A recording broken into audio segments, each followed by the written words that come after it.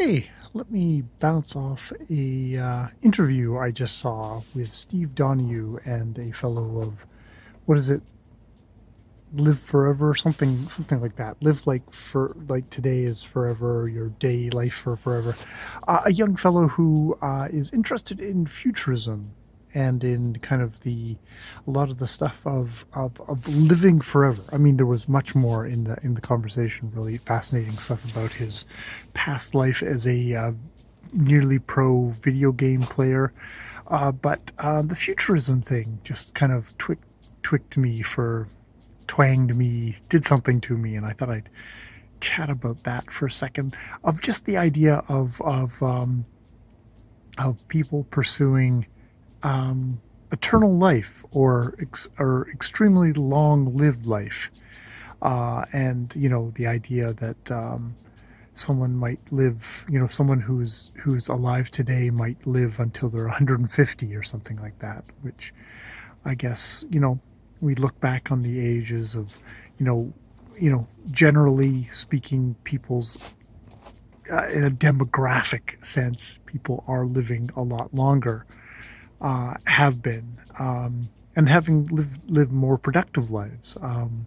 People who would have been kind of considered elderly and aged at 60 and 70 and then died, are now like 60 and 70 is considered not that old, really. I think about, I live with someone who is in their 70s, 80s, 70s.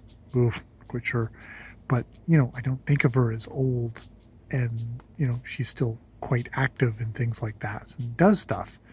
But there was something about the futurism thing of like, this whole thing of like, oh, I'm going to make, I'm going to make it possible that, I live to be, much much longer lived.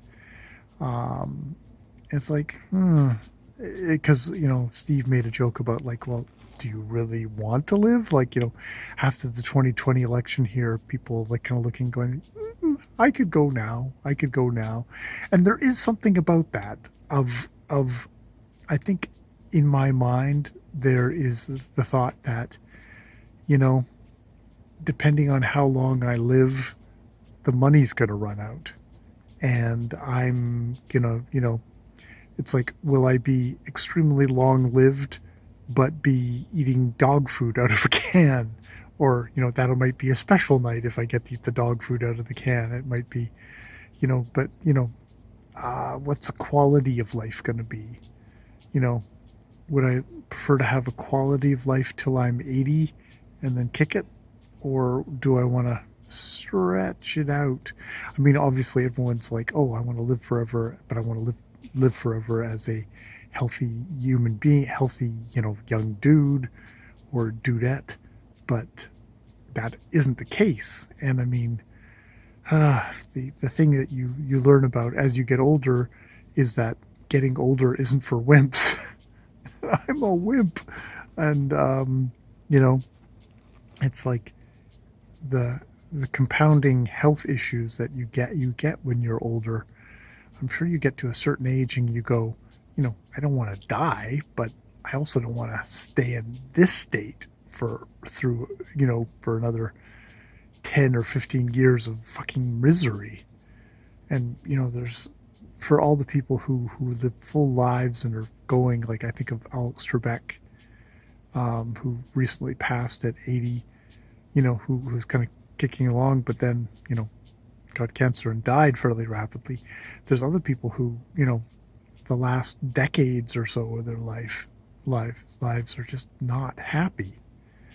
um I probably also look at this as, well, they talk about arresting degeneration. It's like, well, I'm in my 50s, so all that degeneration, I guess, is well on its way. I guess it will really start kicking in with a vengeance, by the time I hit my 60s. I'll really feel that degeneration happening, even though at the moment, I try and swim as much as possible because I know my back will go out on me if I don't. I'm doing stuff to try and keep my quality of life up there. But I have a strange ambivalence to the futurists. which is odd because, you know, um, I wouldn't consider the people who figured out like stuff like, heart disease, and who figured out various things that have extended the lives of people. The things that, you know, um, the things that get us nowadays are cancers that would have never gotten us earlier because we would have died of heart. Most of us would have died of heart attacks. Um, and those little incremental things I would not give up for the world.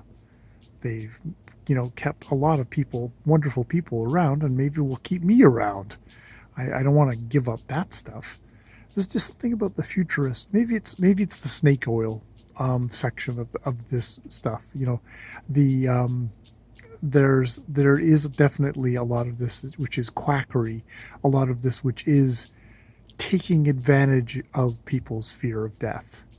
And it's that, maybe that's what's riling me the most. And I definitely, Steve and this fellow both talked about, 95% of the stuff, or maybe more, is just pure bullshit.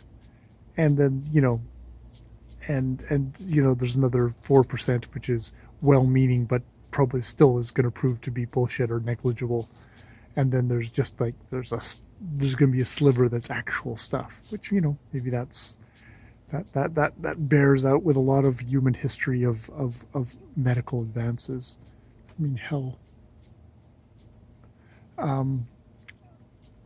So maybe that's what riles me, is just like, we live in a society that is afraid of death, that views death as unnatural, even while death is the most natural thing in the world. It's one of these things that, like, it's sort of necessary in a way for life to have death. It's necessary for generations to give way, and new generations to kind of rise up. And disrupting that seems like it's just another part of the unhealthiness of our culture, that we are so afraid of, so trying to kind of twist and subvert that. There's a balance there. There's a balance of, well, people dying of heart attacks in their 50s and 60s is natural. It's like, well, that's not a natural that I think is necessary. That's just like a bit of mechanism that we could fix, and then those people can be productive for a lot longer. But there is also just that thing of just being afraid of death, of trying to subvert it, of trying to run away from it, not accepting it. So yeah, it's the ambivalence. It's like, individually, no, I don't want to die. But culturally, I think we do want to die. I think there's a necessary thing. But like, I don't want to die, and I don't want the people around me to die. So but maybe, I think about this as I have an elderly dog, and that elderly dog, her quality of life is failing.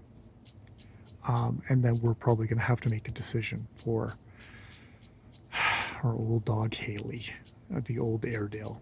We'll have to make a decision to give her a peaceful, as dignified and happy of a death as possible, and kind of be able to kind of hold our heads up high that we didn't force her to suffer through the last days of her life, and I kind of hope that when it comes to myself, I could make the same decision. I would make the same decision for myself, Sometime at a certain point, I want that quality of life, and I wouldn't want extraordinary measures. Oof, a horrible phrase that you should always run away from. It's like, no extraordinary measures, please. Maybe that's part of what my ambivalent about futurism is. It's like, is it extraordinary measures? because I and I mean a part of that could be economic, of just like, you know, if I can't sustain a life with a dignity and with enjoyment, what the fuck's the point? All right, that's my blatherings on futurism, on transhumanism, on all that sort of thing at the moment. It's very kind of that I want to be happy. I want to be. I want what I have to be meaningful, and I don't want to run away from death. Yeah. Ooh. And they're coming for me now. More videos later.